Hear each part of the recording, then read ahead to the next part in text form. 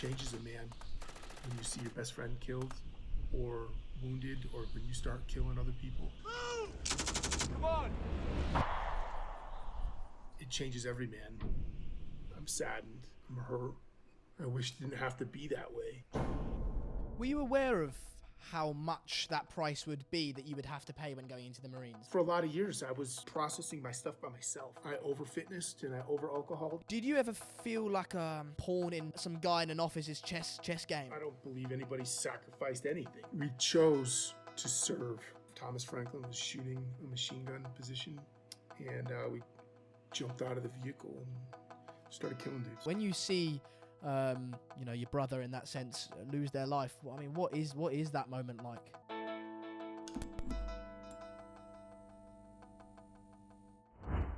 Tosh, Brian Chontosh, welcome on the show, pal. Absolute pleasure to have you on. Can I call you Tosh, by the way? We've been talking on the emails and I've been calling you Brian. I don't want to sort of be informal in that sense, so if I get your permission to call you Tosh, I will do. Yes, please. Yeah, that'd be great. Okay, brilliant. Thanks for coming on the show, pal. It's an absolute honour to have you on the show, and I think you've dedicated your life for 20 years to serve your country, and it really is an honour to speak to you here now. I guess my first question is, how does that make you feel when people say it's an honour? Because you seem like a really humble guy. In preparation to sort of meeting you now and speaking to you, you've come across very humble, and does that irritate you? How does that feel when people say it's an honor to speak to you? Yeah, it's interesting that you would ask that right out the gate, because it's something that I do think about quite a bit. I'm fussy with my words, and I try to reserve a lot of words in my vocabulary because they're important and they need to mean something. And honor is definitely one of them. Love and hate, hero, those are all kind of protected words that you use when you really, really mean them. And honor, it makes me feel a little weird, but I'm not insulted in any way. I don't think there's any reason to, you shouldn't be honored, I usually try to not say that word. It's like I'm privileged or I'm proud or something like that, or I'm appreciative, and you don't have to be honored, because I'm just a normal dude, man, just like you and everybody else out there that, nothing special here, man. Yeah, well, that's interesting you say that, because, right off from the off, I would say there is something special about you, absolutely. And, from the things that I've read, actually how I came across you, right? This is a funny story. How I came across you, obviously I'm searching up guests on how to, interesting people. And I thought someone that was in the Marines, that would be a fantastic interview. So you know what I type in? War hero. I honest to God, I type in war hero, and Brian Chontosh come up. So clearly someone out there, a lot of people think that there's something special about you, but that's, it's very, maybe not honourable, but I respect you for that you don't class yourself as necessarily above others. Appreciate it. So you obviously served for the US Marine Corps for 20 years, and then since then have gone on to do various strenuous physical activities and challenges, and go on to Cricket Butterfly, this leadership sort of program that you're running and helping other people expand their horizons and really pushing yourself to the limit. What was wrong with a standard 9-to-5 office job when you were growing up? Why did you not think, I'll become an accountant? Oh man, the judge told me it was going to go to industry or go to jail. Really, I was good. I was athletically good. I was intelligent, smart, did well in school. Socially, I was, I guess, the in crowd or whatever, or at least on the outskirts of the in crowd. But maybe I just wasn't challenged, or I didn't grow up challenged or something. I had a great family structure, suburban America. Mom and dad worked hard to put, clothes and food on the table and allow me to, play baseball and stuff like that. And but there was just some kind of restlessness, I think, that wasn't channeled in a productive way. And I found myself just getting into some mischief here and there, like who doesn't, I suppose. And the judge just said, hey man, look, one too many times, Brian, and you're either going to go to industry, which is like a juvenile home for underage adolescents, and or the military. So I said, fine, I'm going to teach my parents a lesson, and I'm going to join the military. And that's what happened.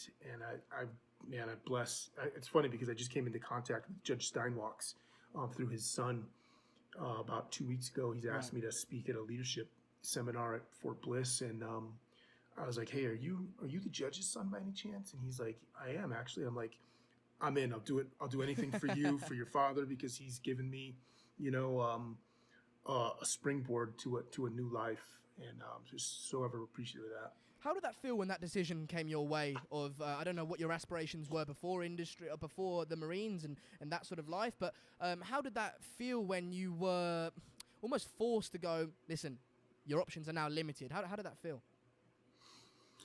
I don't know, maybe kind of relieving, Right. actually. I had grand visions of walking on and playing for the New York Yankees, baseball, and I wasn't that talented, but I had a hard work ethic on the ball field. I had a lot of hustle. And it's like, hey, it's funny. Like, you have a whole world of options. You almost feel suffocated by how many options you have in life, right? You can do anything you want, and you have skill sets, and you're not really forced to go down and pick between two doors, and it gets hard. And maybe with my personality, who I am, that was exceptionally hard for me. And when you were given two choices, it's like, hey, A or B, and A is really not attractive. It kind of is relieving. It's just like, okay, fine, cool, I'm going to do this. And then you just set your mind on that. And I've grown throughout the years to realize that when I don't like to make choices in life, because I feel, here's a word thing again, choices, it feels like there's some subtle energy that means, yeah, you're just picking one or the other. It's absent of some critical thinking. So I like to make decisions. And back then, I think I made a choice. But as I reflect back 30 years ago now, or more maybe, I don't even know. Yeah, about 30 years. Yeah. I think I'd much rather make decisions, because when I'm making a decision, it feels like there's something involved inside that says, hey, you need to think, you need to analyze, instead of, I'm just going to make a choice. What do you want, chicken or steak? I have steak. I just made a choice, but I want to make a decision in life. So I think, long roundabout, I ramble a lot. So No, it's good. It's fine. Yeah, it felt good. I think it was relieving for me to be told, hey, A or B. You speak to a lot of people that are now in your new job and your new life. You speak to a lot of people that maybe are slightly down in their life, or aren't motivated, or aren't quite achieving their goals. Do you think that what you're speaking about there, do you think that's a big issue in a lot of people's lives, the almost overwhelming sense of choice and option?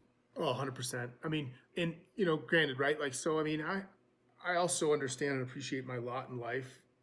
I wouldn't say privileged lot in life, but I have it well-to-do compared to many, many others in the world.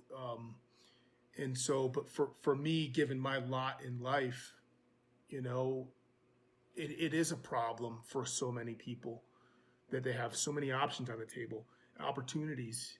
And there's a sense that, I want to grab every single opportunity. Yeah. And when you're trying to grab at every single opportunity, you find that you're only half grabbing for a moment, and you never give that opportunity time to be invested in return. And so it's like, I'm going to grab this opportunity, and then all of a sudden another opportunity, so then I jump at that one. But I never gave the diligence to the first opportunity to really express itself. And so couple that with instant gratification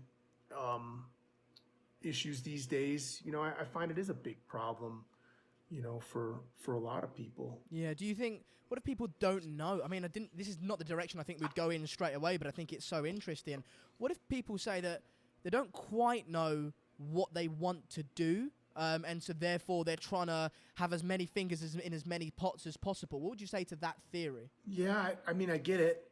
That's the advice that mainstream really tries to feed you too, right? Like, explore and figure out all the possibilities. And I even encourage my children to like try to canvas a spectrum of things. But when you're trying to just explore, you never really get the opportunity to look and appreciate the finer things of what you've already found. And so while I say, yeah, hey, if you don't know what you want to do or what moves you, that's okay, that's natural. Look out there, but pick one and give it some time and really and really like investigate that decision that you made or that opportunity that you grabbed before you just make another. Oh, I'm just going to move on. And so many things I've found that I've overlooked because I was so busy looking for something else that I never. Now looking back, it's like, oh man, I wish I would have given that a little bit more effort because I recognize the value that would have had for me, and that time opportunity has slipped. And you can always go back, but Yeah. Is this a mentality that you think you've always had, or is it something that you developed over the years, maybe, and what experiences, if so, have allowed you to develop that mindset? Oh, I think I still struggle with it. I think I'll always struggle with it. I have to remind myself, even today, that hey, just because there's an opportunity doesn't mean I have to take it. But I have a self-awareness now, an emotional intelligence that allows me to say, hey, wait a second, is that an opportunity that you want to accept, and are you willing then to invest in it? Because I get thrown so many opportunities in life these days. I mean, the opportunity to come onto your podcast is one of them. Why the hell did you do that? I'm still thinking, Yeah. what's he accepted this offer for? What is he doing? I don't know. I don't know why. Just there was something about the way you approached me through the email, and there's something I don't have any idea who this guy is, where he's coming from, what his background is. Like, why does he want to talk Yeah. to me? And it was just a really cool interaction. And I like to give to others, and I feel like, hey, it's an opportunity for me to hear myself out loud and express myself to an audience that I might not already have, but give a gift to somebody that's like, hey, they want to talk to me, so let's make this person feel valuable.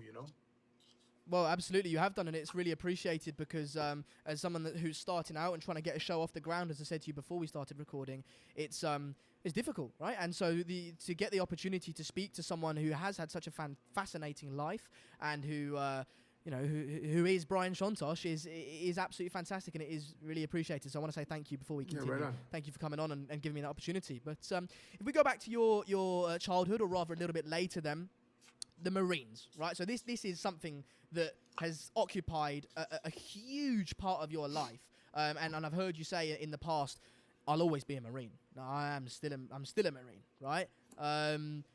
How, if we go back to the beginning of that, we've already said about how the Marines came about. What were the steps that you had to take in order to become a Marine? I mean, the Marines have some absolutely amazing, maybe is not the right word, but brutal training. What was that process of becoming a Marine like?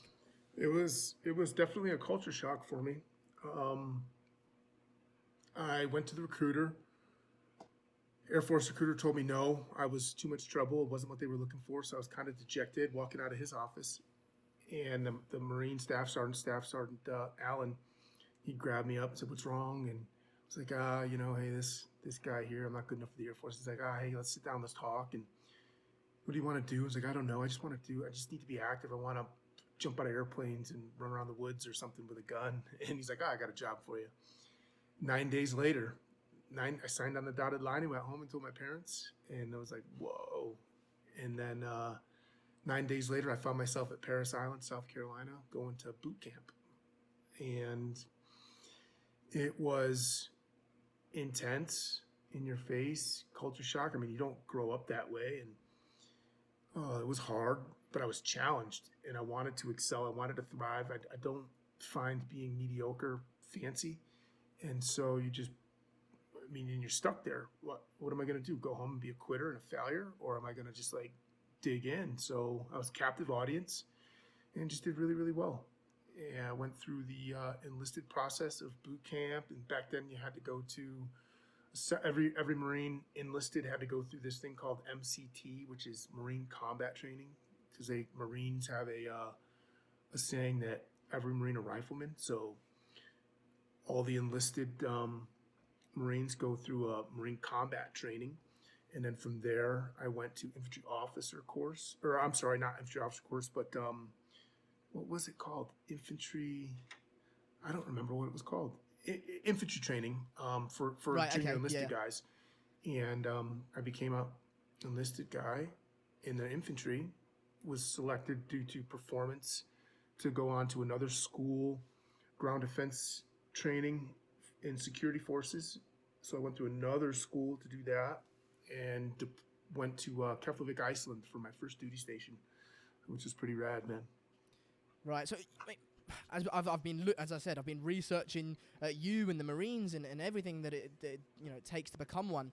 And as you said, that training looks like something else, doesn't it? That really does look like something where, I mean, I saw someone say that the Marine training process is one that changes a citizen mindset into a military mindset, and that is the job to get a citizen of a normal citizen to become a Marine, a military member. And so, what do you think is the military mindset, and what's the difference between a military mindset and that of a citizen? Oh, what a service! That you as an individual is so much less important than the common goal of the greater good. A sense of pride, esprit towards an organization that's steeped in tradition, and your country, a very nationalistic pride. And it also imbues in you senses of good and right and wrong, which is nice. Discipline is another one. Respect.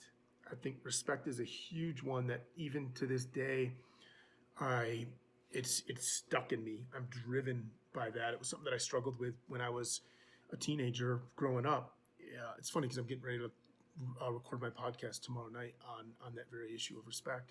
And it's not absent in a civilian or a citizen sense.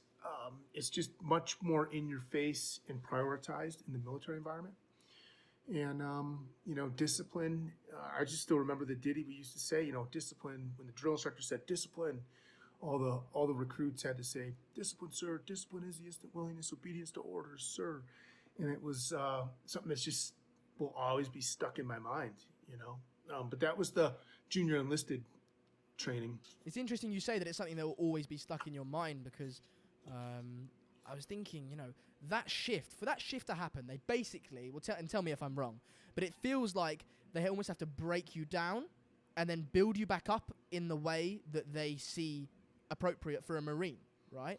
And so that shift, that process of breaking down and building back up again, can't be a temporary one. That has to be one, because it needs to be so well done, and it needs to stand the test of all strenuous situations in battle and in combat. It's almost one that happens permanently. Is that something that you think Marines and people that go into the army and endure that shift, is that something that they struggle with, because that mindset, that permanent sort of that mindset is so permanent that they struggle with that mindset in everyday life? Yeah, I'm gonna answer that and then come back around.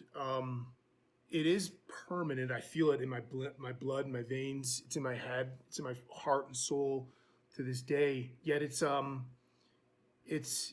perishable, not a perishable skill, but it's a perishable sensation. Meaning that if you don't constantly reinforce it, that you will lose it. It will drift, just like anything, right? It'll ebb with time or weather.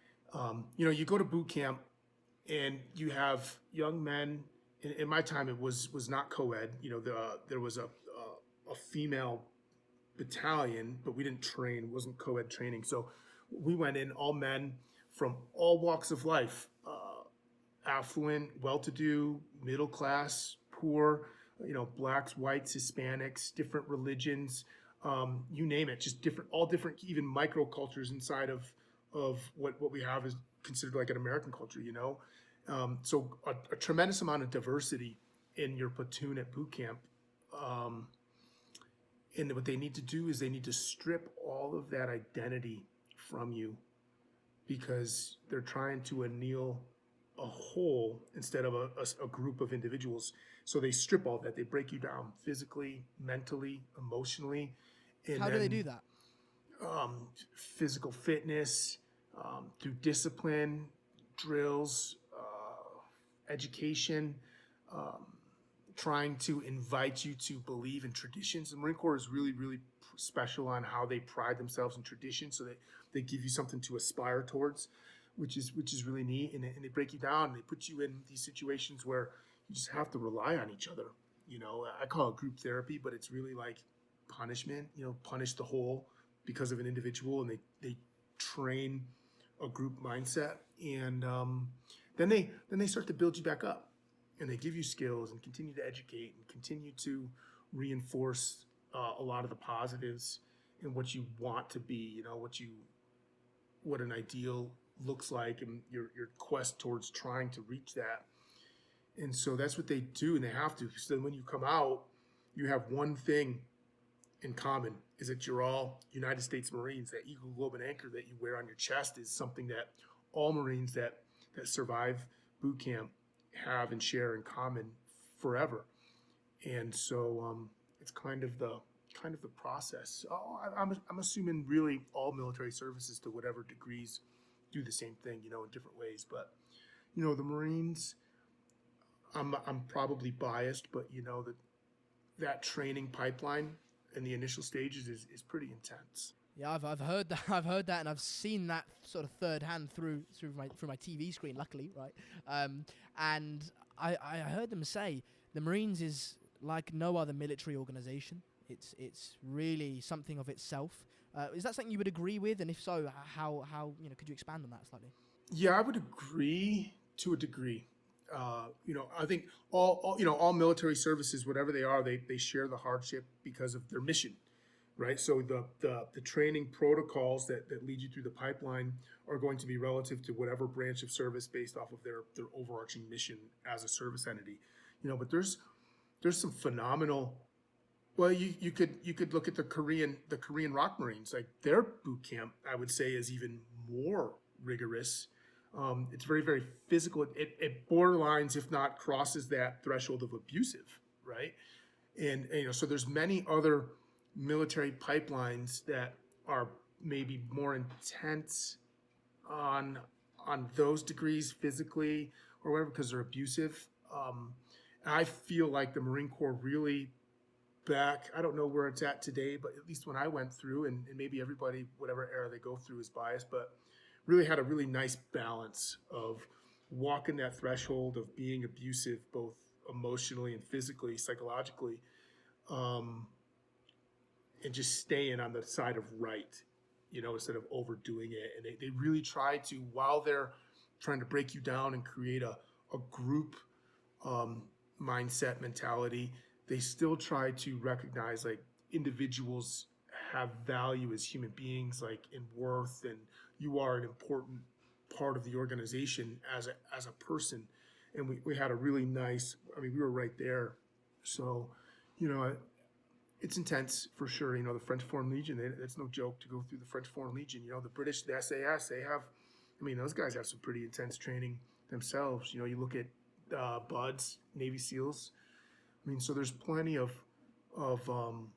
real intense, and it just the neat thing is whatever your training pipeline, if it's consistent with your service entity's mission statement and goals, that's where you get real value.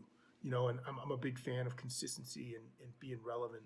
I saw in the training bits that I was watching, I saw a bit where they had to train for chemical warfare, and listen, the obstacle courses, the up, down, dragging each other across the mud. And listen, that is obviously absolutely strenuous. But there was something about watching that training for chemical warfare that was really hit a different part of me. That looked really intense. Did you have to go through that? And what, if so, what was that like?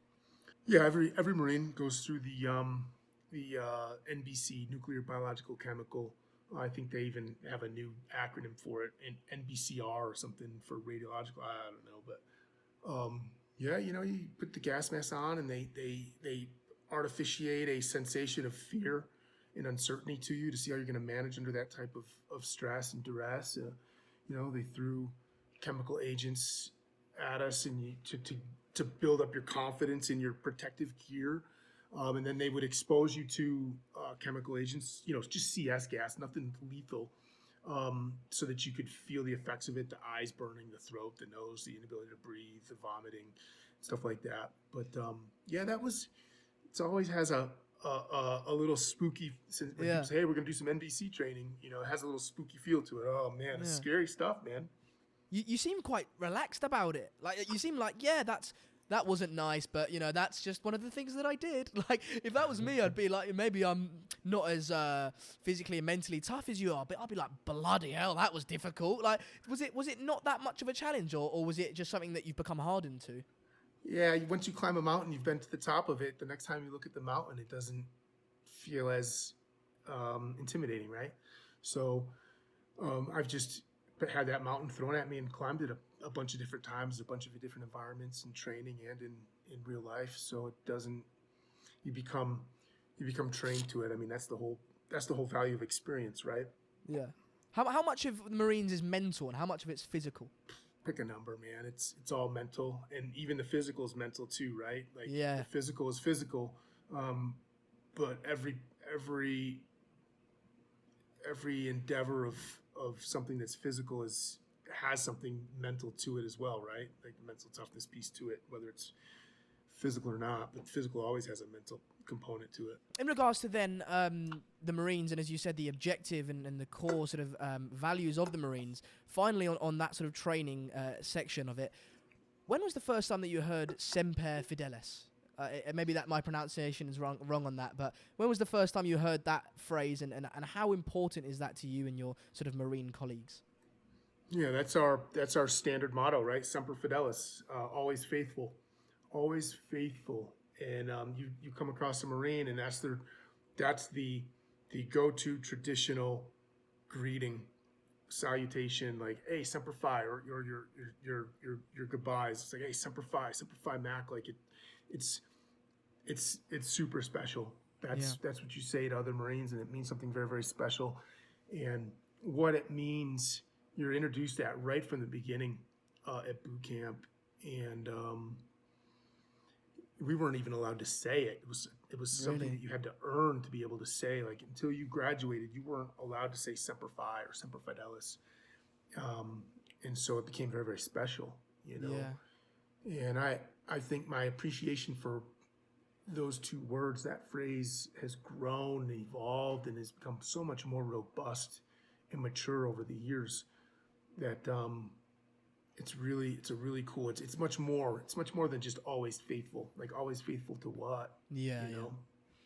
When you then officially became a Marine, after that grueling sort of was it 9 days? Did you say of boot camp? I don't know how long was No. your boot camp? Man, was it 6 months, 3 months? Jesus Christ, I was off there, 3 right? months maybe? Yeah. When I signed the paperwork to be a Marine, Right. I left home 9 days later. Yeah. Right. So Okay. that was like a quick turnaround. But then, I was in boot camp from February 9th, 1993 Yep. until the first week of May. Right. Second week of May or something like that. Yeah, I think it was right around Mother's Day. So it was a little bit longer than 9 days. Yeah. When you officially became a Marine, that must be a moment like no other, right? That must be like the most proud moment, one of the most proud moments of your life. Yeah, when we graduated boot camp and we were awarded the title of United States Marine, we were allowed to wear our dress blues, to wear the Eagle Globe and Anchor on your chest. At that point in my life, it was the most proudest I'd ever been. Now, granted, it's only the proudest I've been over 18 years at that time. But even today, I would hold that as top 5 proudest moments of my life. Even so, for my parents, I went in a young man, unfocused, undisciplined, with no real trajectory in life, to all of a sudden, like, the weight of that responsibility and the pride, the honor to be able to be called the United States Marine, to have that title was huge. It was great, powerful, really cool. You mentioned your parents there. Were they excited for you? Were they encouraging you to go into the Marines, or were they sort of not very happy with the decision? Because I think despite an immense sense of sort of proudness and love, surely the idea that your son's going into the Marines must be a scary idea for them, right? Yeah, only being able to speak from what they've told me. My father didn't really say anything other than like, good, it'll be good for you. What he was thinking, I would imagine he was a little concerned. My mom was a little apprehensive, like the Marines, like, come on, like what's wrong with the Navy or the Air Force, you know. But I'll tell you, when I came across the grinder, the parade deck there, graduation, you know, my family, my grandfather was a Navy vet in Vietnam. My father never served. No women in the family had ever served at that point, but they all came to graduation. My father's father was in the Army at the end of the Korean War, and there was a tremendous sense of pride. They were just like, oh my God, like thank goodness he's got a good trajectory now in life, and you know. So, but I think my mom was a little nervous. Yeah, because I guess, as you said, you were going maybe slightly off track prior to the Marines, so I guess then you're right. And for them to see you having a clear trajectory and a clear path in your life must have been something that made them happy. What were your aspirations going into the Marines? Because I think a lot of people, for the people that don't know, we haven't actually touched on it too much on what you did do, but you won the Navy Cross and you've won a few other medals. Was there never an aspiration of, I'm going to do all these amazing things in the Marines, or was it, listen, I'm just going to go and serve my country? I wish I had a good, happy answer for that, like the feel-good answer. I was selfish. I mean, I guess we're all selfish at a certain point in our lives. It's just when you grow out of that, selfishness is everybody's own individual timeline. I didn't have any real ambitions to go into the Marine Corps other than to get out of trouble, not go to jail, and just get away from home, get away from all of the negative influences, habits, and patterns, and just a life of adventure. You know, I never set out expecting to do 20 years. I did 21 years. Never set out to become an officer, to do any of that. It just sort of happened. I just wanted to get away, find adventure, see what the world was so big, and I had only seen a tiny part of it growing up, and just took one duty station, one task at a time. You know, in boot camp, you're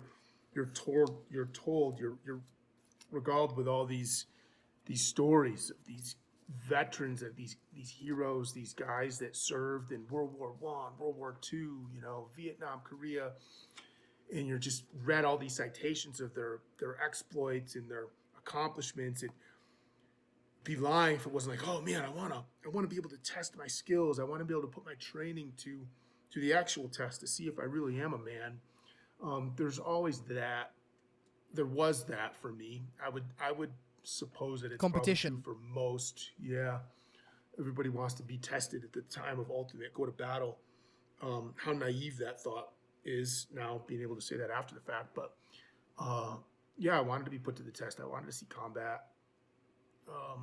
Who doesn't, or who didn't, coming out of that initial training, psychological acculturation process, right? Yeah. So, but ultimately, really, the big picture was I was just kind of selfish. Yeah, I was going to say, I had that question for later, but I'll ask it now. In regards to combat, you know, you say that who didn't want, coming out of that boot camp, we all wanted to get involved, we all wanted to get stuck in. The idea of combat, and when you actually got involved in combat, was there a moment when you thought, oh, this might not actually be for me? Or was there a moment when you thought, yes, this is what it's all about?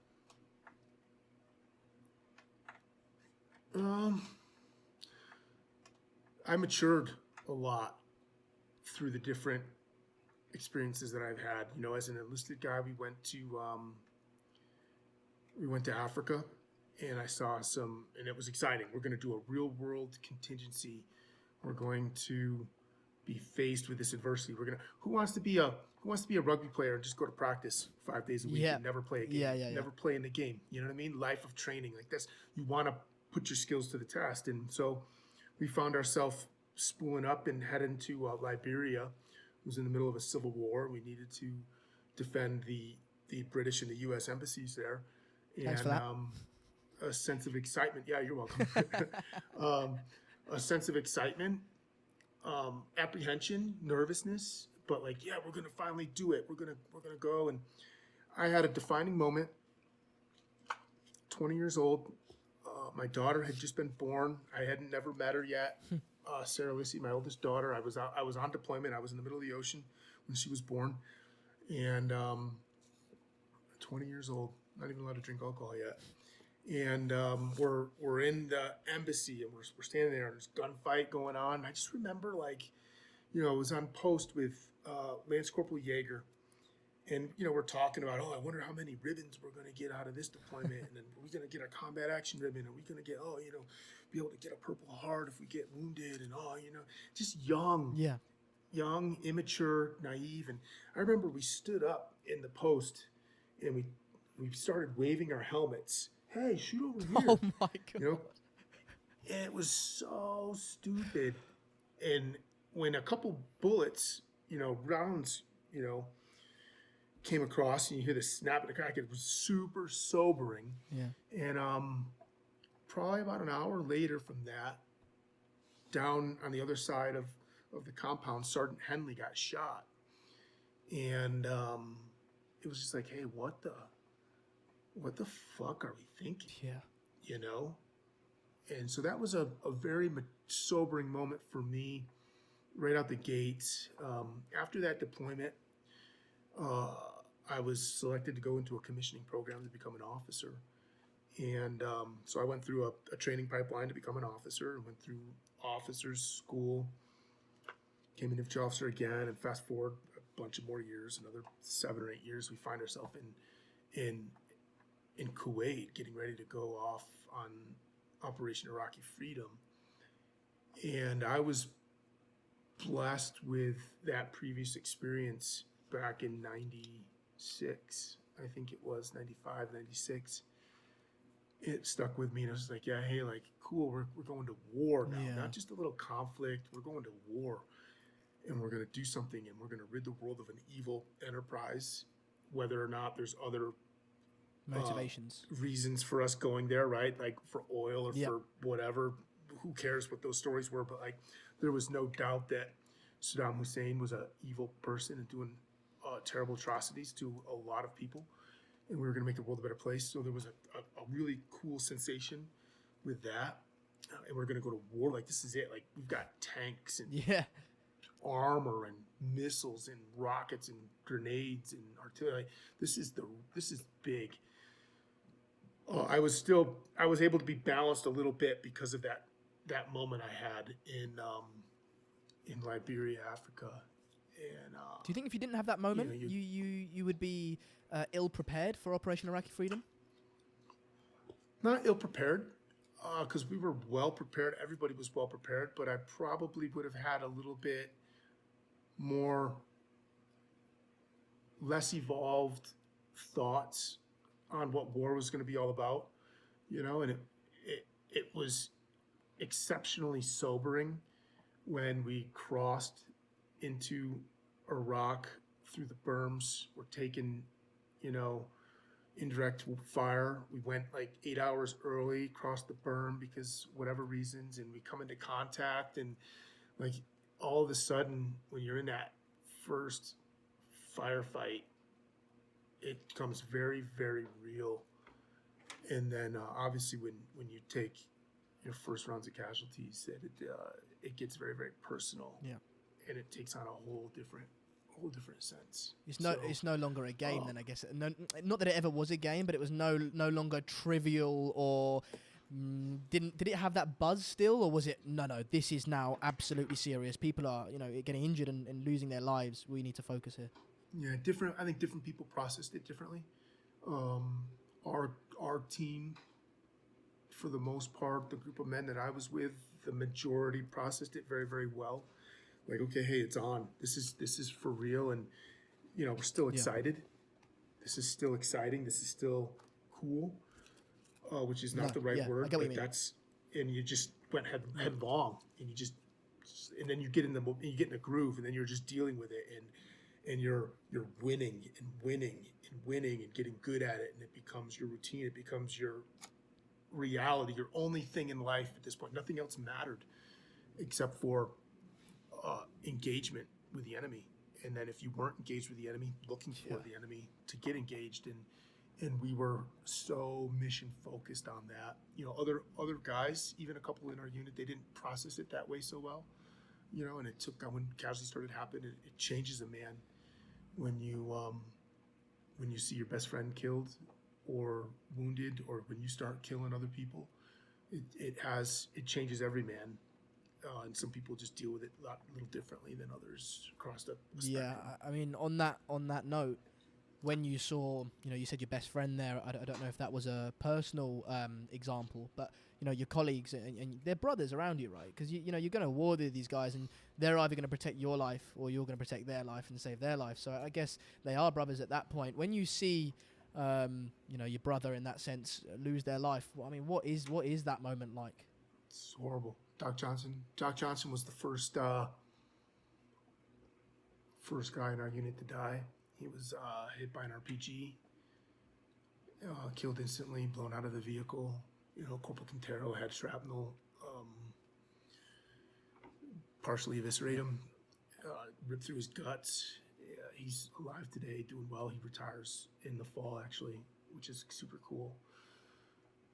It's doesn't ever get easy.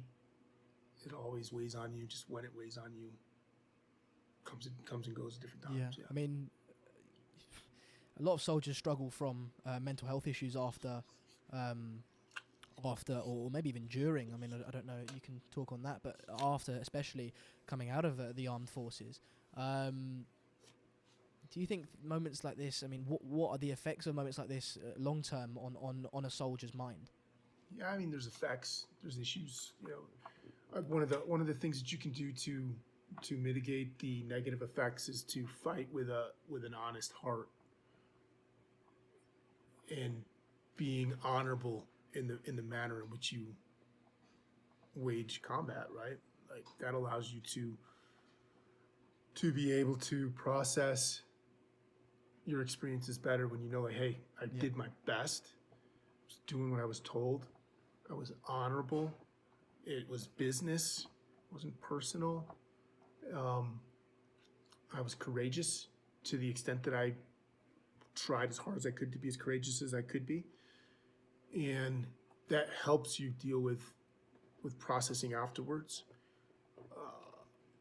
That's my number. Build a strong character and fight with good character. Is essential. Yeah. It not being personal. War is not personal. We tend to make it personal at the individual and unit level, but it's not personal. Even though engagements are very in your face and personal, it's I not see what you mean. personal. Yeah, I see what you If that makes sense. And they're not issues. Understanding that it's normal. It's probably an issue if an individual wasn't having to process and manage their experiences, especially ones horrific like this, right? Like if I come across a Marine, no, I have no problems. I did this, I did that, I saw my buddies die, and I don't have any problems, and I'm good. I would say that person has the mental health issue. And the ones that struggle with trying to make sense and having, whether it's guilt or sadness or any spectrum in between, if they're dealing with those things, I wouldn't say that they're issues, that's normal and natural. They should be dealing with those things. And what's unnatural is sometimes the expression of how they're managing and processing through abuse, whether it's physical abuse of others, emotional abuse of others, emotional, physical abuse of themselves, substance abuses. Those are the issues. But the fact that they have to manage and process their experiences, that's not a mental health issue. That's normal and natural, in my mind. Yeah. So on if we go back to the 25th of March, 2003, Operation Iraqi Freedom. This is when, for people that don't know, when you won your medal, Courage and Bravery. Is that what the Navy Cross is? Is that right? It is, yeah. So you were in Operation Iraqi Freedom in Iraq to try and rid. The goal was to rid Iraq of weapons of mass destruction. Going into that operation and that battle and war, did you feel at all reserved about going because it was such a heavily protested war and there was a lot of controversy around it, or were you simply, I'm a Marine, this is my job, I'm going to go and do it? I don't think it was heavily protested. The word heavily is obviously from a perspective and it's subjective. I think there was a tremendous amount of support in the United States for us to go to Iraq. You have to remember also, right? Like it was the World Trade Center had been attacked. We had been attacked on our native soil for the first time ever in history by a terrorist organization, a regime of hate. And so there was a tremendous amount of national pride. There was opposition, of course. There was a lot of controversy about the reasons and the whys and the this and the that, but it was something like, okay, hey, cool, like we're gonna go make the world a better place. So there was no reservation. And in the Marine Corps, it's we like to chew, we like to grind. Yeah. That's what we want to do. That's what we're trained. That's what we've been. Not brainwashed, not programmed, but we've been acculturated. I mean, that's our core. And so there was like, yeah, hey, let's go. Yeah. Let's go do this. Let's go do this for the Americans that lost their lives, the Americans that are yet to lose their lives due to second order effects over time, that people are still dying from the World Trade Center bombing. And let's try to somehow make right so that it doesn't happen again to another country, regardless whether it's ours or not, and protect the innocents, So there was no reservation. It was like, yeah, hey, game on, let's go. We can't get there soon enough. And as a soldier then, and it sort of ties into that last question slightly, did you ever feel like and forgive me if this is the wrong way of putting it, but like a pawn in some guy in an office's chess game? Like, you guys are up there sitting in your suit and ties and making the decisions at the expense of our lives. Did you ever feel like a pawn, or was it, nah, again, we are a family and this is what I'm doing for the country? No, we're absolutely pawns, and that's okay. It's not a negative thing. Pawns are essential, and that was our lot, to be pawns, to be pieces on a chessboard that somebody that you have trust and confidence in has the ultimate strategy. And even in being a pawn, you accept that role. That's the warrior's role, and then that's on the big picture, but on the small scale, what's happening between you and I against a common foe, like, hey, we're family. Like we're in this together, in that brotherhood, and whether we're pawns or not on some bigger table, becomes mildly interesting or even irrelevant. It's just like, yeah, hey, cool, because our survival depends on each other, and we are going to win. Was there ever a moment where you thought we could not win? No. And do you think that's an essential mindset to have as a Marine? 100%. When there's doubt, just get away, get out, go. And as a commander, you need to recognize when your men are having doubts, and what doubts need to be managed and educated and consoled, and what doubts are mission detrimental. And it's like, and you need to cast those out, you need to cut them out, because those doubts fester, and that's when undue casualties and expenses paid. Did you ever have to make any decisions where, listen, your doubt is, as you say, mission detrimental, and I'm going to have to get rid of you? Did you have to ever make any of those decisions? I did. I made plenty of those. And what sort of, firstly, how was that experience? And that can't have been a nice thing where, you want the best for everyone, but listen, this is, dog eat dog at the end of the day. And if there is a doubt, we will, get eaten in that sense. What was that experience like, having to make that decision? And secondly, what is an example of one of those doubts? It's business. And remember, before we talked about, hey, you fight with honor and good character, and everybody recognizes that, and you have mutual appreciation, respect that every man is going to be different, and every man's going to come to this place of doubt at different times. They're going to arrive at uncertainty and fear differently than each other, and you take each individual as a living, breathing, human, valuable person. And for some of the guys that were a little more rattled, you try to figure out how you are going to still gainfully employ them to the best of their capabilities given their psychological conditions at the time. So maybe if a guy's a little shaky, you reorganize a vehicle and you put the shaky guy in a different vehicle that's further back Yeah. from the front line, or engage him in a role that's less in confrontation, direct confrontation, and more in support, so that they can still feel part of the team. Yeah. And that was always the first. That was always the first course of action. And how can you pair them up with somebody that they trust and feel confident in, and allow them to pick the partner? You know, it's like, as a commander, I was able to pick my vehicle teams, and you're just going to go in whatever vehicle I tell you. Yeah. But as a commander, I'm not only weighing capabilities and limitations of individuals on skill sets, but you have to allow them to have choice to pick their team. And, you know, different people have greater and lesser affinities for each other, friendships, and you allow them to have some weigh in, and you try to balance it and satisfy all these sliders on the physical skills, but also the psychological and the intangibles. So making sure that any time that you had to move somebody to a different intensity sphere, you try to make sure that they still feel valued and respected and gainfully employed. And that was the first course of action. And then there was some instances where it was just like, hey, no, you're going, goodbye. And it's like, hey, I know that this is the right decision, and it's for the greater good of the unit than the individual. And I'm sorry, but there's not a man on this planet that would respect me if I didn't make this decision, and I made the wrong decision.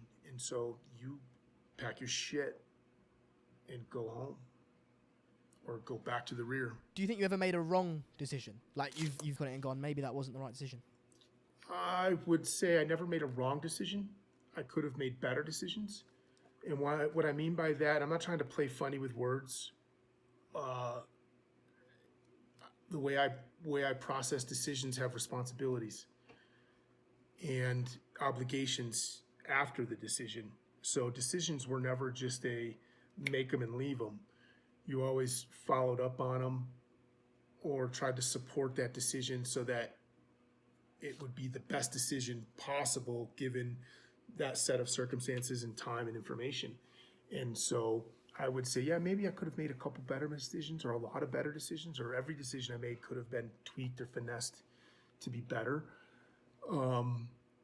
But I also know that I was making the best decision because I was engaged with making a decision professionally at the time.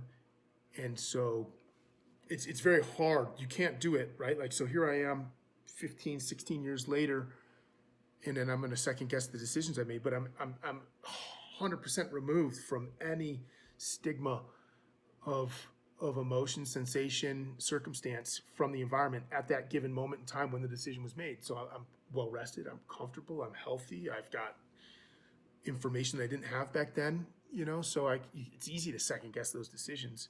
But I try not to. I try to always remember that I wanted to be a commander that wore my responsibilities with the greatest of cause and weight, to do the right thing with the greatest amount of character and virtue as possible.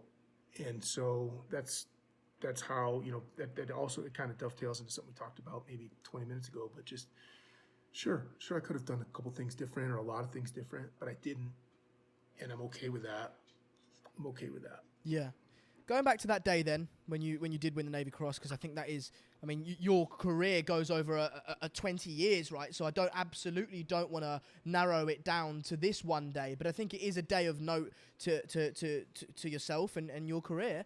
So you're going through to in Iraq. I think I read your Humvee next to you got taken out, and so you were then left with a decision to make. What was that decision you had to make, and what was it like making that decision? Was more of instinctual than it was a conscious decision. Instinctual in the sense that we trained for a lot of years very, very hard, and our training was always appropriate and done with a degree of fidelity, right? So that puts the value back on pre-combat times in good, solid, sturdy training. So when you find yourself in a situation that you've reasonably anticipated being in, potentially, you are doing what's called more like immediate action, where you are reacting. You're taking some active measures in response to a situation that you've been stimulated with, and it's less about thinking, because we know that your emotional response is always going to be so much quicker than your deliberate thought processes. And with that flinch reaction that like Tony Blauer talks about, startle flinch, that flinch reaction is designed prudently beforehand in order to buy you time to then start thinking, for your thought mode to catch up to your reaction mode. And so that initial decision, if you will, was more just training taking over an instinct. We were in a near ambush, and the protocols for a near ambush is to turn towards the enemy and charge.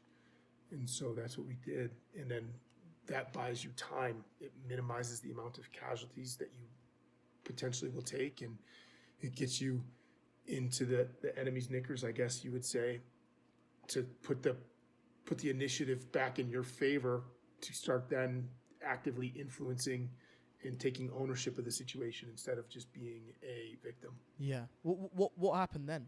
Yeah, we as the story is written, we drove, Armin McCormick drove the Humvee directly at the enemy and crashed it in their lines. Thomas Franklin was shooting a machine gun position from the turret of the vehicle, and we jumped out of the vehicle and started killing dudes. Yeah, I mean that sounds unbelievable, but that can't have been a nice experience. In fact, I think I've heard you say before that it's some of the most horrifying days of your life. Do you ever regret it? Do you ever that these are some of the most horrifying days of your life, but ironically these are the days that you signed up for almost, Do you ever regret going into the Marines off the back of days like that? No, I don't. I don't believe in regret, and let me amplify that. I think regrets are for people who don't take their experiences and try to be better for them. Regrets are for people that don't respect and appreciate where they're at in life now, given a newfound frame of reference in order to be better than they were previously. Yes, I wish Doc Johnson was never killed. Yes, I wish Corporal Quintero was never harmed. Yes, I wish I didn't have to take however many dozens of people's lives, just in this one instance, but not let alone hundreds and thousands of hours of other instances just like this across multiple engagements in wars. I don't wish I would rather it not have happened, but it did. And how are we going to honor those that were wounded or killed now, and not make their sacrifice for waste? And so I don't regret. I'm saddened. I'm hurt. I wish it didn't have to be that way, but I'm so focused on honoring those men that I loved so much and did so much for me and our team and our country that I refuse to let it be for naught. Is this the motivation behind? Do you ever in your processing experiences that obviously can't have been nice, maybe the PTS moments that you may have endured, was the loss of life from your sort of Marine brothers and doing right by them, was that the motivation behind really powering through some of these tough moments post battle?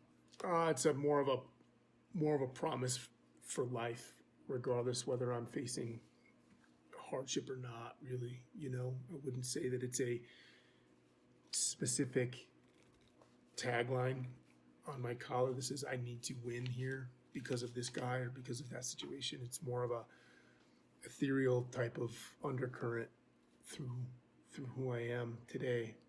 And then I fail at it from time to time, you know, but then I have an awareness that, okay, hey, you're not doing that. You're letting yourself down because you are committed to not letting those guys down. And I put myself back in check pretty quickly. In lightening the mood slightly, then, people that have influenced you, right? Because I think that you are such an amazing, and you won't like me saying this, Tosh, but you are an amazing person, and you've done so many amazing things. That can't have been without role models. That can't have been without direction. And despite being able to provide yourself with direction, that must have come from external sources. Who would you say some of the most sort of influential people are in your life that you know now and in the past? Yeah, I'd be absolutely remiss not to say my family, my mother, my father, my brother, my immediate family growing up, and you don't recognize how much they impart on you in your formidable years until you're well past them, and then you go back and you recognize that, oh wow, that was really left an indelible mark on who I am or who I want to be, or even who you don't want to be. So I'd have to give that acknowledgement to those: my mother, my father, my immediate family. Judge Steinwalks, who gave me this Marine Corps opportunity. You know, John Van Dorp was a Marine vet from Vietnam who I had worked with in the summers working construction. Those were civilian, you know, Coach Smalls, Nichols, my baseball coaches.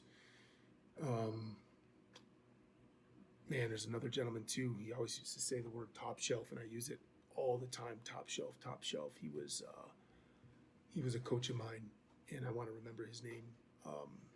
Mr. Gear, Dean of Students, Mr. Washburn, Dean of Students when I was in high school.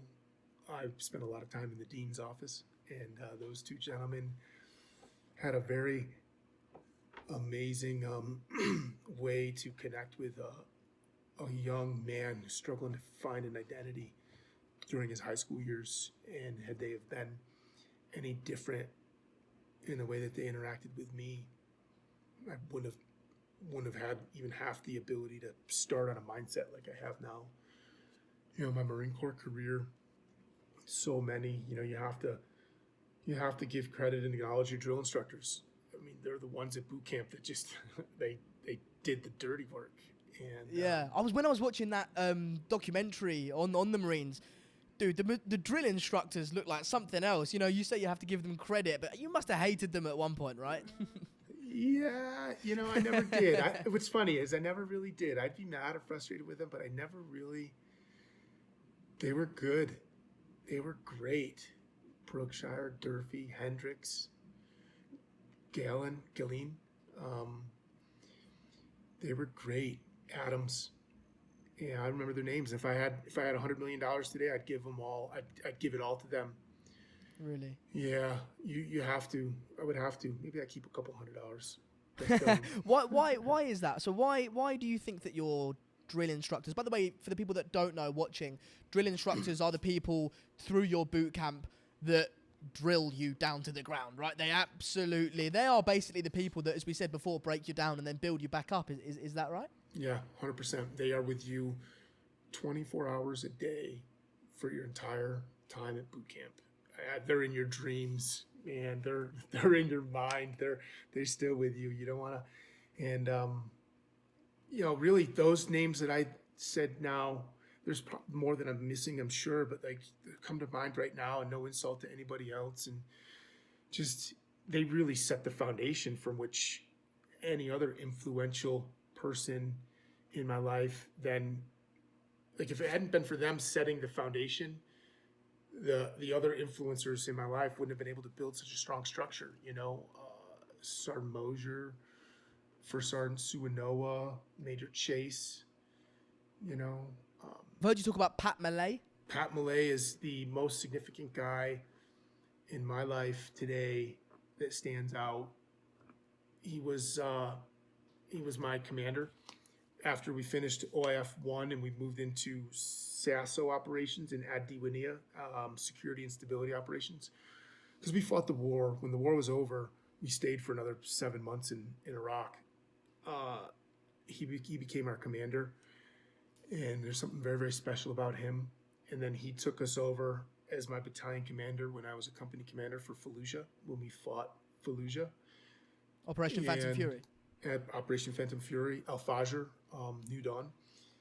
And he was my regimental commander. Again, about 6 years after that, when I was struggling with a corrupt and criminal battalion commander, I found myself working for.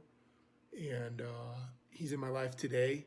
He's what you would, if you look back at what the original, I always mix it up. If it's Socrates, Aristotle, Socrates, Plato, whoever the two were that lived together, and one was the mentor, one was the protege, and that's where the common era we kind of attribute the whole mentor program, or what mentorship really means, came from that special relationship, and the absolute precise spirit of what the whole thing is to be a mentor and be a protege. That relationship is Pat Millay for me. He is my Aristotle, or whoever, the Socrates, or whatever it is. Like, Yeah. that's my guy. What did he do? How specifically did he help you out and mentor you and guide you that made him different from other commanders and other people in your life? He's a beautiful human being. He's a warrior. He's full of virtue and character. The way he treated me, understood me, connected with me on a wavelength, pushed me, challenged me, made me want to not let him down. Created a sensation for me to seek out his advice and his counsel when I was struggling, and have the confidence to approach him, but then also to want to prove myself to him.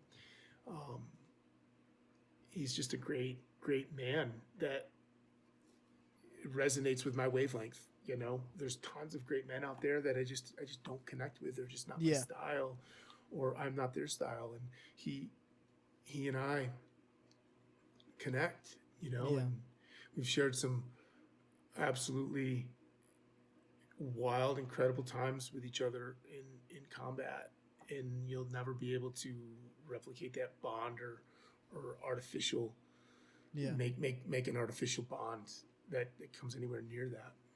Is that sense of trust that you're talking about, where in combat, you know, your lives are in each other's hands? Is that the sort of thing you're referring to? Yeah, it's a part of it, a good part of it. You know, he was my commander. You know, we never really, there was only two instances where we were in firefights together.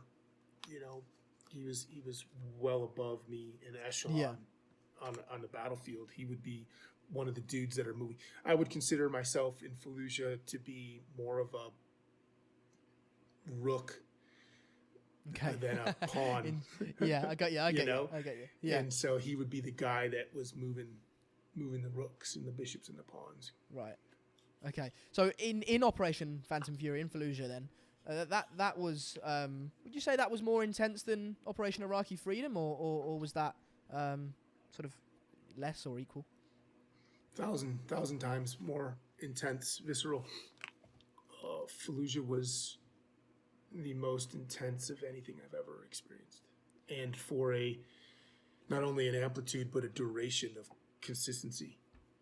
Right. So what happened there? Because there's less sort of documentation, or rather that I could find. I believe you were being followed by a camera crew or something like that at the time. There was a documentary being made, but I couldn't quite get my hands on that documentary. So unfortunately, I don't have too much knowledge on that process. What happened in Operation Phantom Fury in Fallujah that was so intense, that was so horrifying, I guess is the word. Yeah, we had a handful of camera crews following India Company 3-5. It was the largest urban battle, war, conflict, whatever they're calling it. It was a war, just one city. And the Since Way, you know, it was the biggest urban operation the military had performed since Way City, and it was absolutely hostile. Everything was a combatant. It was a combat zone. It was full-scale war in a very, very small, we coin it like a three-dimensional battle space. You know, the urban environment. It's very, very very complex and challenging. The geometries, the situations, the scenarios. The contact is not 200 meters away. The contact is usually Close. 1 meter to 10 meters away. Majority being between 1 and 2 meters. And it just was nonstop. It was just nonstop contact for 20 something days, 15 days. I don't even know how long it was. Yeah. But did it all blur together almost? Yes, it did. You think now, looking back, that you can see it very clearly. But there's my recollection is like significant instant to significant instant, and there's nothing in between. Like it's just like I just can't recall it. Talking about it now, we were speaking before we started recording about, or maybe it was, I can't remember, it's all blurred into one, but about how, this opportunity, despite me not possessing the biggest platform, was maybe a nice opportunity for you to get your thoughts out there and out loud and really sort of work through your mind slightly more. Talking about these moments now, maybe I'm wrong, but I sense a slight, obviously like a sadness, right? And there's a slight level of reservation there. How does it feel talking about these moments? It can't be a nice thing. I want to gauge almost whether I'm asking the right questions or something, It's good. It's hard, but you can't run away from hard shit. It's part of who I am. It's part of my life. It's history. Talking about it helps, because you're processing, and every time you process with a different individual, you're influenced and you're stigmatized in different ways, and so it's always growing. I don't use, unlike so many others that you see chest beating themselves all over social media and life, like I don't use it as a personal platform to self-promote or advertise. Fuck those people. It's more out of a place wanting to heal, wanting to stay grounded, wanting to continue to be reminded and reinforced my values and in who I want to be and who I am, and reconcile the differences between that, and truly just do right by the men that I served with. I don't talk about this stuff for personal accolades, or No. It's more out of a respect and an appreciation and a love for my brothers that were there with me and enduring and sharing in the hardship, and to be able to tell their stories or represent them well. How does it feel then for you when you do see other people that have shared similar experiences, chest beating, I've done this, I've done that, and look how great I am? How does that feel? How does it make you feel? I'd be lying if I didn't say, man, I would be lying. I'm not a liar.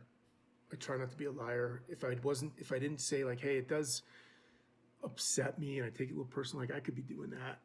I could be rich like that person. I could write a book. I could have 100,000 followers. I could whatever. But then I buffer that with saying like, yeah, I could also be a douchebag like that person too. And I don't want to be a douchebag, and I don't want to be a liar. And so that usually settles me. I also look at those guys and I think like half of them are full of shit. And I don't buy half the stuff they're saying. And it lets me realize that they have a problem still, probably. Is that the disorder? Is that the disorder?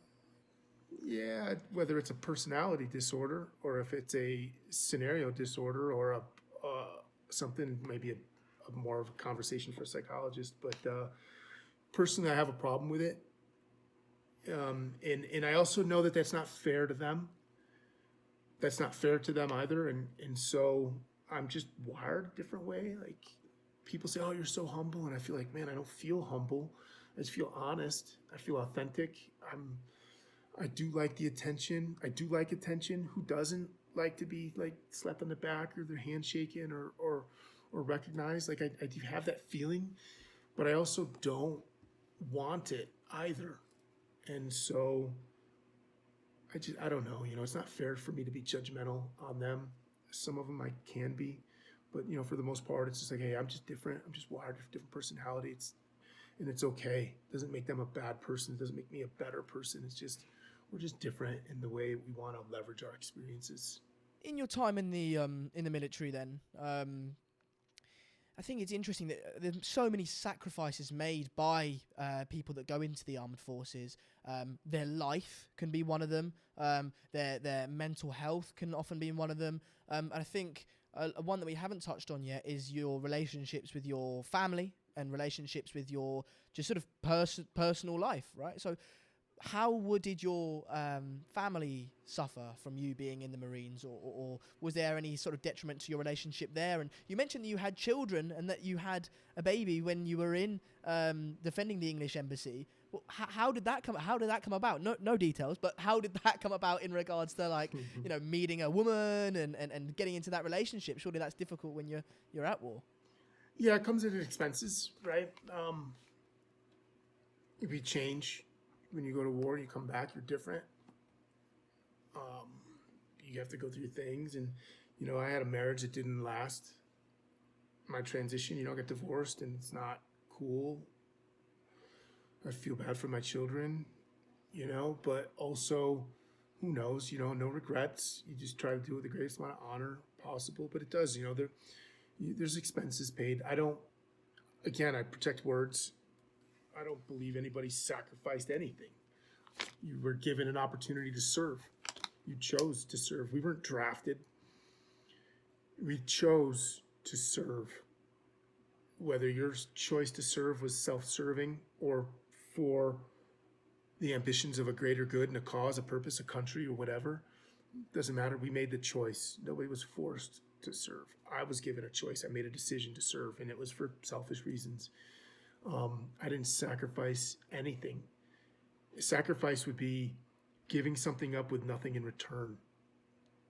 And at a minimum, every individual in the United States military signed a piece of paper for the opportunity to serve something greater than themselves. They were given that. So at a minimum, you've already been given something.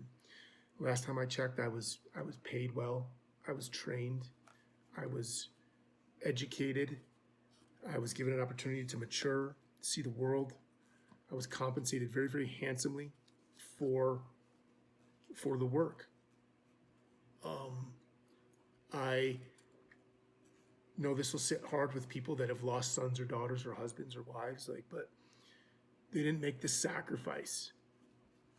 They paid a price.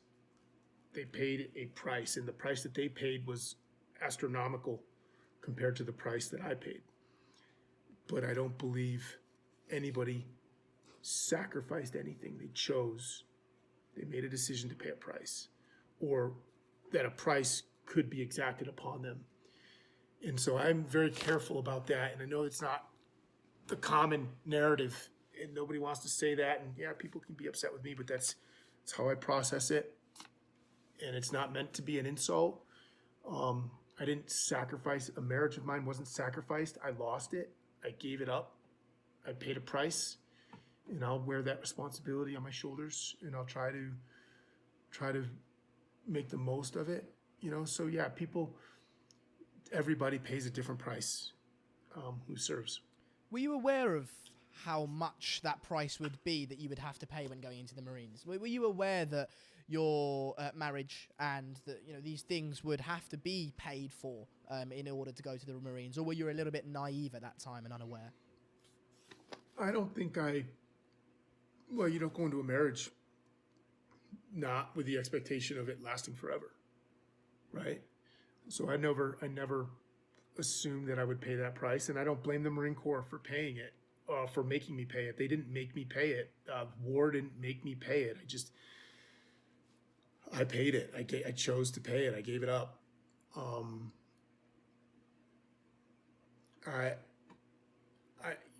You don't think about that stuff, you know. Back to that moment when I was standing, and Jaeger and I stood up in the post and we waved our helmets, shoot us. You know, you're naive. You're not thinking about it until you have a moment of sobriety, and it's like, whoa, that's not prudent. That's not smart. It's not honorable.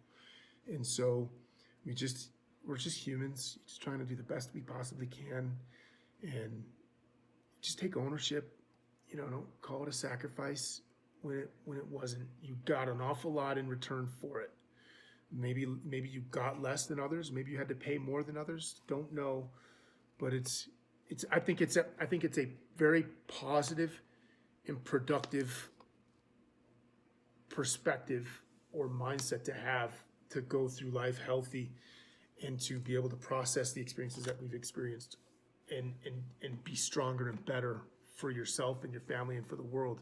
And it doesn't mean you're wrong if you don't share the way that I'm packaging it up right now, but that's how I'm packaging it up for me to be better for the rest of whatever life I have. Yeah, you must though think in order for you to package it up your way, you must think that is the way, because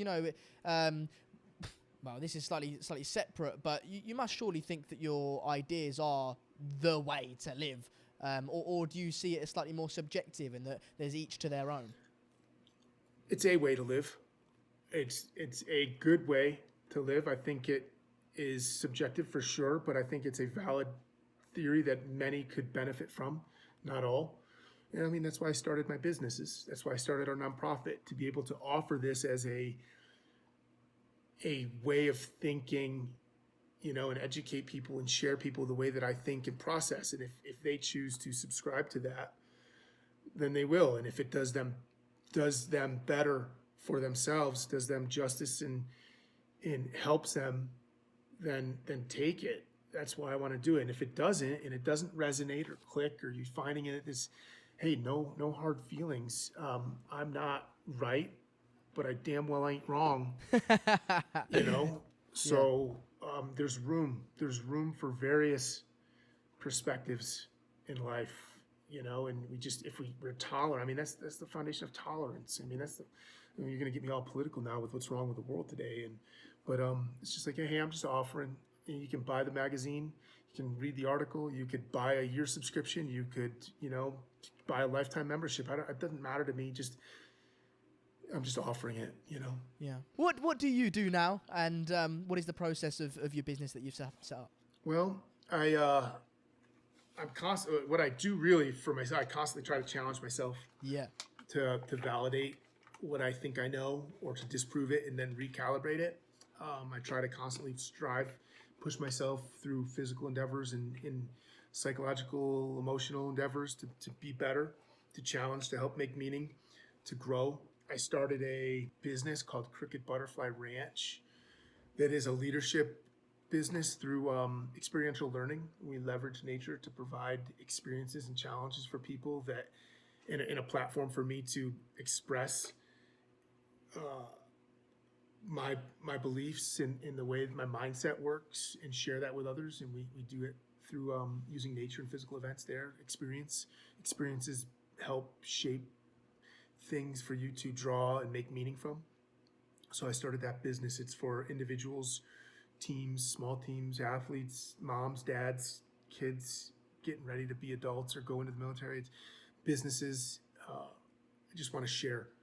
I just want to share what I think, kind of like what I'm doing with you, to people who are just really interested in learning more and putting it into practice and seeing if it's for them or not. So I started that. And that's been doing fairly well.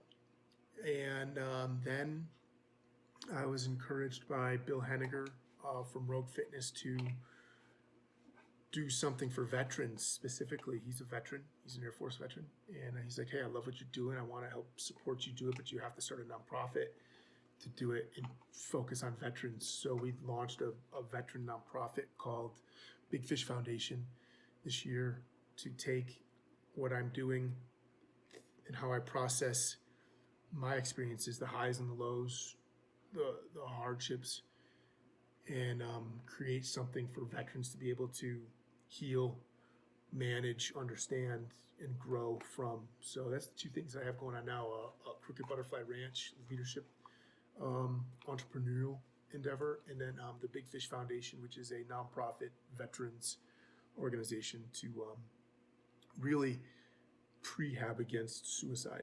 Yeah. So that's obviously thank you again. Thank you for not for myself, because I haven't gone through these experiences, but thank you for others, because I'm sure that there are so many people that need those organizations at the right times in their life.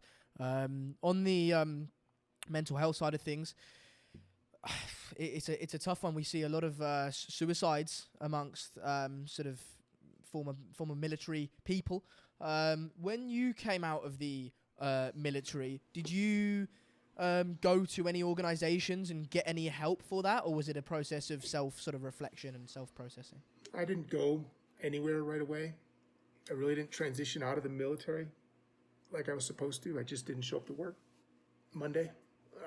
I told my boss, Colonel Healy, a mentor of mine, Dan Healy, phenomenal Marine. And I was like, hey boss, like my retirement package, I put it through, it's all in the works. I'm just done. And I just didn't show up to work on Monday, which is pretty awesome. I did a few things to make sure my shit was in order. It's not the right thing to do. I was also, I have to understand and appreciate my position in life as well. Successful military career, shit put together, a wonderful partner, Nicole, that provides an opportunity and support for me to go through a transition, and I just walked away. Why did you do it that way? If that's not the set menu, if you will, if that's not the way to do things default wise, what was it about yourself that you felt, no, this is the way I want to do it? I'm going to say it this way, and I know that there's another way to look at it, and I'll share that in a minute. But it's just like, yeah, hey, like, who am I? I'm just one person. Like, you don't need to celebrate me. It was never about me. At times through my career, when I started to falter, it was because I was making it about me. I was falling into the trap that hubris sets for us, and I was able to autocorrect through individuals like Pat Millay, Bob Piddick, Dan Healy, individuals like that, to keep me grounded and not allow me to fall prey to that trap, and keep me grounded. It's not about you. It's about the organization. Why should the organization take a day off and stop, or an afternoon, to celebrate me as an individual? My accomplishments weren't for me, for my men, my team. And so I just left. It was done. I was tired. I was frustrated. I wasn't aware that I was dealing with a lot of the combat stress and post-traumatic stress. I wanted to refuse it. I didn't want to accept it. Thought I was different. I was harder than that. It doesn't pertain to me. And so it just was done. You don't need to do a big celebration and waste a bunch of money and time. Give the guys a day off and let them go home to their families instead of having to put their uniform on and practice a drill and a parade and a ceremony. And then on that token, though, people say, hey, retirement ceremonies, they are for the men to be able to celebrate you and say thank you and appreciate you. And it's like, okay, cool, I get that. I understand that. And in my idea is I want to make enough money and save enough money someday to rent, I don't know, like Yellowstone National Park, rent the whole fucking park and just throw a party and just say, hey, if you served with me, if you were in the Marine Corps, if you were in the military, come to this party. I'm paying for it. That's what I want to do, to say thank you to everybody that served and that I served with and was a part of my career. And now I guess I can't do Yellowstone, but we're working towards possibly being able to do some sorts of, and that's really what the Big Fish Foundation wants to do too, right? It's a way of giving back and celebrating and saying thank you and helping all those guys as well. So for a lot of years, I was dealing and managing, processing my stuff by myself. And some days I did it well, some days I didn't do it well, some periods of time I didn't do it well. I medicated with fitness and alcohol. I over-fitnessed and I over-alcoholed quite often. To take your mind off of the things that you were trying to process. Yeah, take your mind off or punish yourself. Right. Or try to come to a new state of awareness through it all, or to numb and dull, to find something that was missing. And for I don't know, maybe 4 years, 5 years. How long have I been retired now? 2013, 7 years. So probably for 4 or 5 years, I just did that and stumbled around through my transition. And I had the luxury. I have to acknowledge that I had a tremendous amount of luxury to be able to have a group of people that loved me, supported me, were near me, patient, tolerant, to give me 4 years to sort my shit out. And then finally arrived on the other side, was invigorated by some people pushing me to do something more productive, and finally fell into, and it's evolved a little bit, Crooked Butterfly Ranch and now the Big Fish Foundation. But the biggest thing that I could tell the struggling veteran community is everybody has a story. Nobody's story is more important to anybody than themselves. And everybody wants to share their story. And the best thing you could do is be an audience for somebody to share their story to, and to make it feel like they're being listened to and appreciated and valued and honored. And I, for so long, fell into my own persona that was given to me, that I created, whatever, of being hard, being tough, being stalwart, being just putting yourself up here and like, you can't hurt me and everything. That military mindset. Yeah, and do it myself and never let anybody down and never show weakness. And I held on to that for 4 years too long, getting out of the Marine Corps. I would say I held on to it maybe for 10 years too long, 15 years too long. I should have, and I did a disservice to a lot of people that were struggling, that didn't have a certain mental agility or emotional acuity that I have for share or tried to strive towards. And I set an example of trying to be super stoic to a fault with everything and not share, not seek help. And that's when a failed marriage occurred, and I hit some lows. And here's what it was. It was a little skin cancer that I have that turned things around. It was skin cancer. It's funny. It's always something bad that happens instead of recognizing something good that should instigate change, right? And so I have a scare with skin cancer, and I go to get some medical treatment. I realize that this is going to be really expensive and not cool. And hey, I should probably go to the VA and take advantage of the medical assets and support structure that I've earned, and not looking at it as a gift or a handout or something that I don't need. And so I went to the VA and saw some people, and I guess some of the stuff that I was saying, they're doing what they're doing. They're good at what they do. All the horror stories of the VA, like, hey, fine, they're narrow and they're come from disgruntledness, and so a lot of them are not true. A lot of them are true, and they're a shame. But there's a lot of tremendous good in the United States VA system, and a lot of great people, and a lot of great technology and support and assets. And I happened to fall in on a couple individuals, and they screened me, and then they started like asking some questions, and I triggered a few things, and they said, hey, would you go talk to this dude? And an Army Sergeant Major really was the one that had a great conversation with, that said, hey, I just need some help. I need some help. And it's not anything to be ashamed of, and it doesn't label me or put me into a certain stereotype. And I went and got help, and the encouragement of Pat Millay and the support of him and Dan Healy, Nicole. I just started talking, and it was like a massive burden had been lifted and shared with people that wanted to genuinely share. Many hands make light the load. And so I did it, and now I want to help other people realize to put that self pride, just keep it down for a second, and just do this. And it's the best thing I've ever done. And my life has been different for the last 2 years, because of a shift, an awareness, a growing up, a maturing. And I feel bad. I feel terrible for setting the bad example for so long.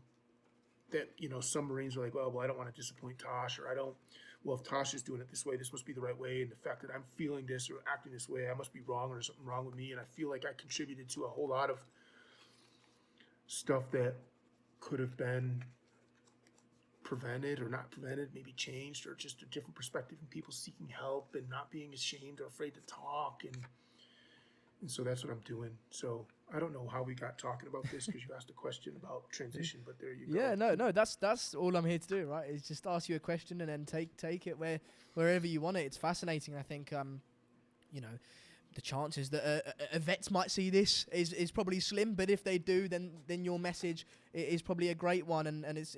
Do you deal with the families of vets as well? Do you deal with because that can't be easy? Maybe you tell them how or advise them how they could deal with someone that's experiencing these issues, well, not issues, but I do work with some family members, and I'm very careful. And you have to read them well. Some of them aren't ready to hear what I have to say, especially the way that I have a way of saying them. And then I try to be aware of that. That okay, hey, this isn't the time or the person or the place to share these thoughts with, or maybe I need to have a different strategy with this family Yeah. member versus the other one. But I've had a lot of success with a couple dozen family members. But my focus is really helping family members through the actual service member themselves. yeah. I can do the greatest service to family members before something bad happens instead of on the backside. Yeah. And finally, then on it's actually really interesting that you mentioned that you were doing the physical challenge. You did physical challenges and alcohol too much. So those are the things coming out of the Marines that you overindulged in slightly. And I was thinking before the interview that might be the case in the sense that well, I was going to ask that do all the physical challenges that you do now. Do you do them in order to fill a vacuum that might be there from the Marines? Because the Marines and in the Army, you live a very rigorous, regimented, structured life. And then when you come out of it, I presume it's all everywhere. Everything's all over the place. Did you give yourself these physical challenges in order to maintain that structure? I don't think consciously I did. I think somehow I was for some of them, for many of them. But I don't think I was doing it consciously, or trying to create to fill. I'm doing them consciously now, some of them, certain ones now to fill that gap for myself, but or for others. So that it's through design now that I do these, and it's very, very systematic and deliberate. But mostly I was doing the fitness stuff. And it's funny how your mind tricks yourself for the reasons why you're doing them, right? Like, oh, I wanted to be fit. I wanted this. I wanted to have a good body, Yeah. The superficial aesthetics and everything. But it was also a feedback thing. After you get a hard workout, then the endorphins kick and you get that backlash of flood of just happy hormone. And so you become intoxicated and addicted to that sensation when you push yourself and you try to find your limits and you go past the limits, and there's a positive feedback mechanism that comes back into place. And like we talked about before the podcast was like a lot of the productive success you're having in your regular life is due and can be attributed to the fact that you've been pushing yourself physically, and you're finding new physical space to explore. And they're interwoven for sure. They're not inextricable from each other. They're very related. And so I think that was happening. And then you just start to take it too far. And it's like, whoa, what? Hey, I need to put anything done to excess is too much, even too much good. I assume I would have to explore that theory more.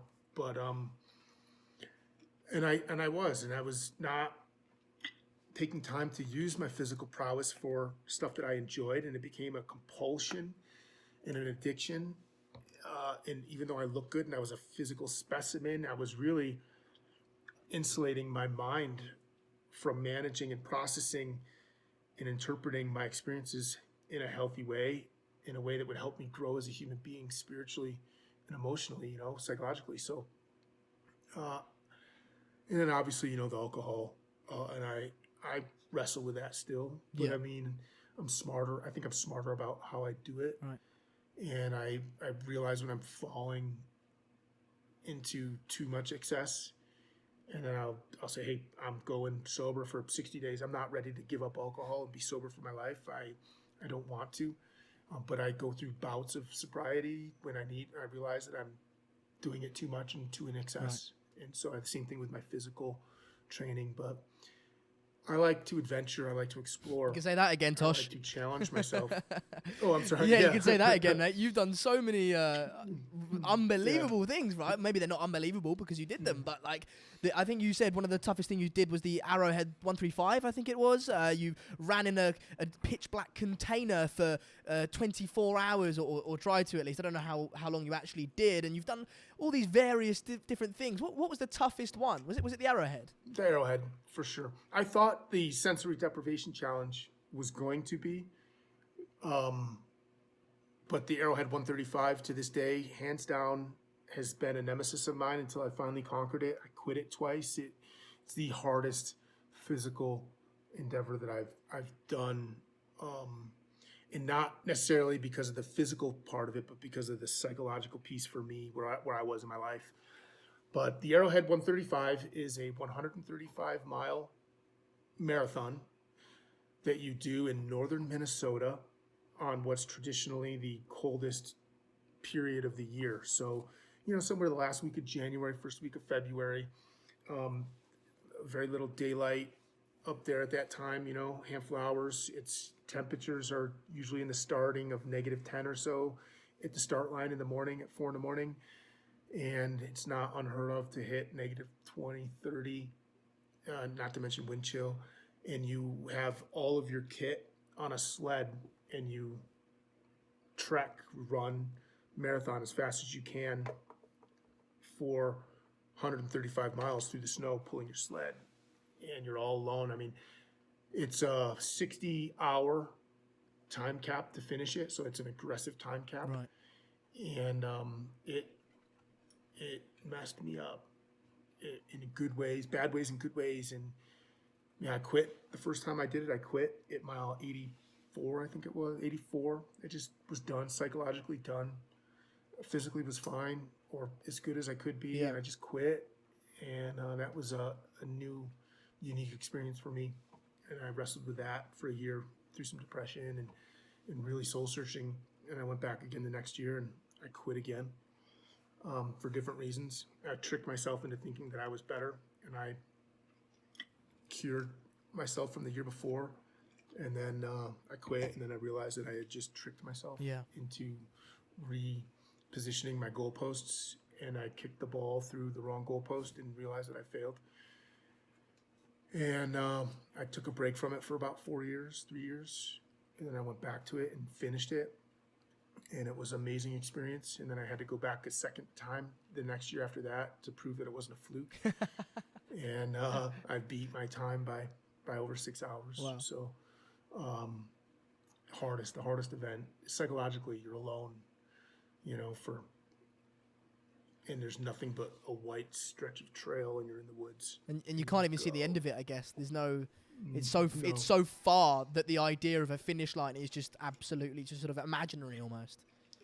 Yeah, I mean, you have to go through 2 nights, right? 2 nights of darkness, and you get very little sleeping time, so you have to regulate your pace. And, obviously managing the environment, the cold and sweat and fatigue and all of that stuff comes into play. Did you get like But, blisters and things like that? Just like horrible sort of like.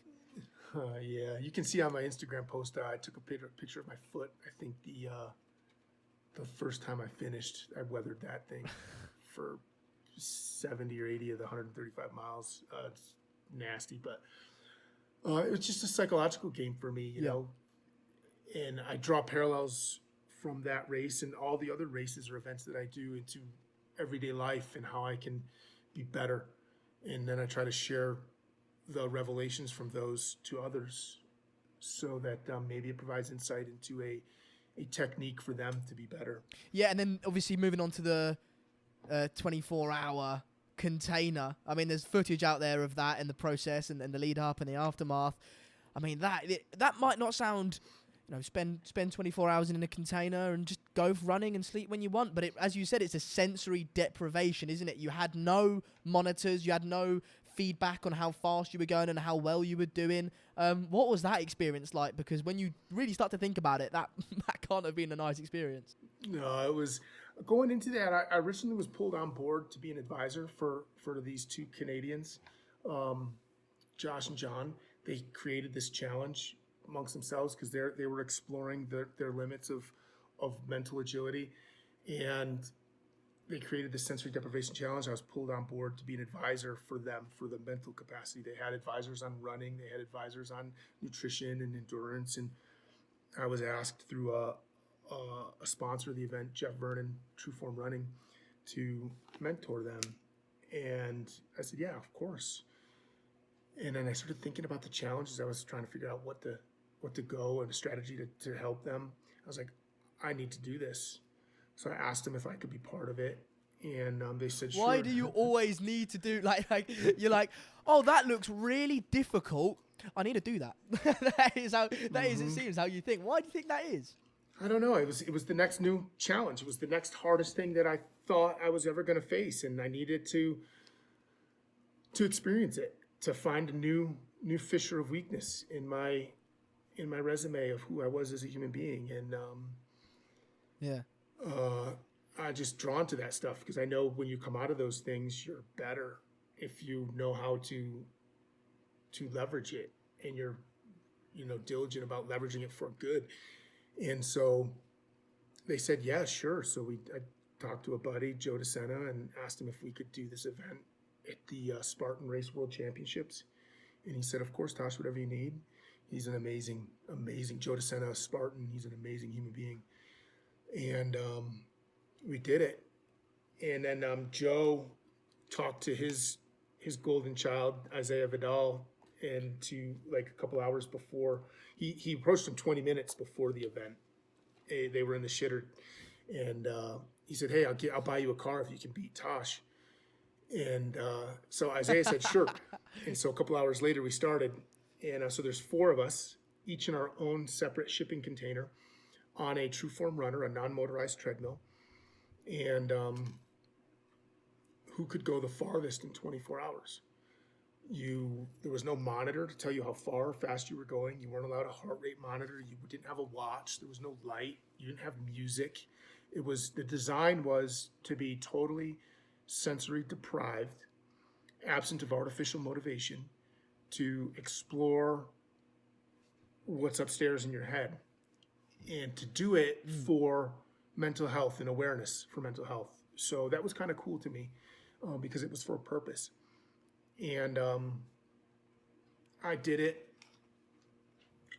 to explore for myself, but to also help, create a larger platform, a little bit more volume onto the cause through my network. And it was hard. I did well. How did you go to the toilet? There was a Home Depot bucket, a 5-gallon plastic bucket that you used. Ideal. Yeah. Right, well, I think it's been an absolutely fantastic conversation, Tosh. I've really appreciated you coming on. I'm not sure I've got any more questions. I'll just have a quick look through my list. Oh, yeah. Two quotes that you've got, Tosh, that I love, right? One, I either identify my limits or broaden my horizons, right? And that's in reference to these strenuous challenges that you go through. And I think I just want to bring it up because I just absolutely love that. I think it's so true, isn't it? If you just keep going and keep challenging yourself, you either find out where your stopping point is or you find out that you've got a lot more to give, right? And I think that is, I just wanted to tell you that I think that's brilliant. You've got that one, and then suck a little less. Suck a little less. Yep. Don't be better, just suck a little less. Could you tell me a little bit about that? I mean, I think that is, a couple of people around me at the moment have had a few struggles and haven't had the easiest of rides, and I did say to them, no, don't try and be better don't try and do that. Just try every day to do something to suck a little less. And they turned around to me and went, that's brilliant. I love that. And I think it is great. Could you tell us a little bit about that? Yeah, that's my favorite. That's it's intimidating, right? It's daunting. Everybody influences you around the world in the self-help sphere or in life, I guess, in general, to just be the best version of yourself you possibly can, to be better every day, to constantly grow. And that's intimidating. It sounds like a lot of work. It sounds like a lot of effort. And it's scary because it's like, oh, wow, what if I fail? Or, And it's like, well, just, it's really not that hard. And really all you have to do is just suck a little less every day. You know how you were yesterday? Just suck a little bit less. It's so much more comfortable. It feels easier. It feels so much more attainable. It really resonates with human nature, much like water likes the path of least resistance. And kind of like human nature, it's not saying that we can't override that sensation of going to the path of least resistance or going the easy way. Most successful people override that. But like, I feel if I were to tell you, hey dude, just suck. It's not that hard, man. Just suck a little bit less today than you did yesterday. What's one thing you did wrong yesterday that you wish you didn't do? Just don't do that today. And really what it is just to flip in the coin on just be better. And you find it's a lot easier to do. It's easier to suck less than work Absolutely. Hard. That and you give examples as well of like, I want to lose like 10 kilograms or however many pounds it is. What if I told you, I mean, I'm taking a word straight out of your mouth, Tosh, but I just love them, right? Because they've helped me so much. Then right? They're yours. Then you have them. I give them to you. You can have them. That's why I use them and share them. Yeah. Well, thanks, man. Yeah. Don't try to lose 12 kilograms in a month. Try to lose a quarter of a kilogram each day. It's so much easier to lose a quarter of a kilogram. What does that look like? Well, when I open up that refrigerator and instead of taking out that little yum, shut the refrigerator door. You just lost a quarter of a pound today. Just do that again tomorrow. Do that again the next day. And next thing you know, it builds momentum and you've lost 12 kilograms. And it's like, wow, it's so much less daunting. But people don't like the non-sexy goals or the non-sexy statements. They like big. We're a gluttonous world these days with instant gratification and big eyes. And we have a tendency to like the complex and the sexy because we think it's more effective. It's cooler. It's cooler to say I lost 12 kilograms than it is to say I lost a quarter. And so if you focus on the basics, Joe Dunford always said brilliance in the basics. Well, what's the basic thing? It's blocking and tackling. Let's just block and tackle. And you're going to find that if you keep blocking and tackling, you're going to be at the championship match and you're going to be winning. And then you'll be able to look back and say, wow, I won that. I never was set out to win it. I just wanted to be the best blocker and tackler on the pitch. And so I guess, you're not supposed to block in rugby, but I refuse to talk about football because I'm anti-NFL right now.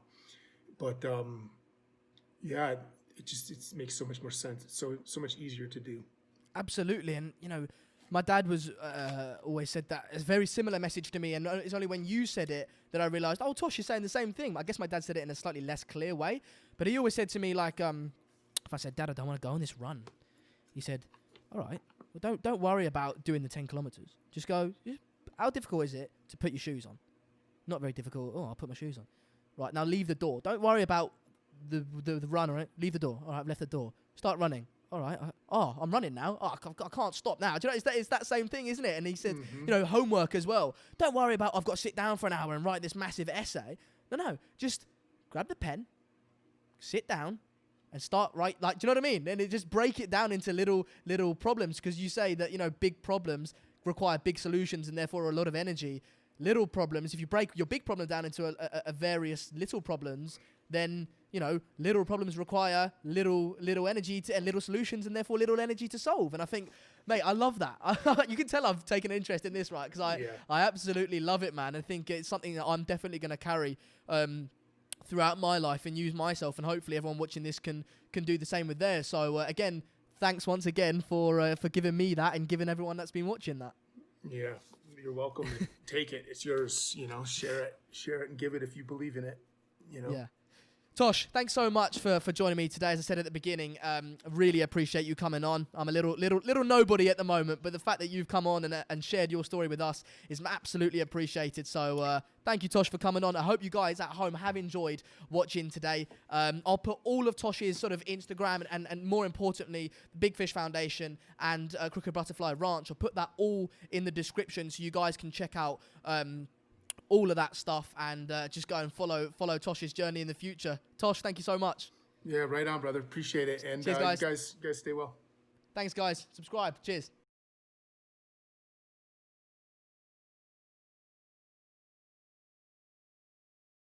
When you see your best friend killed or wounded, or when you start killing other people,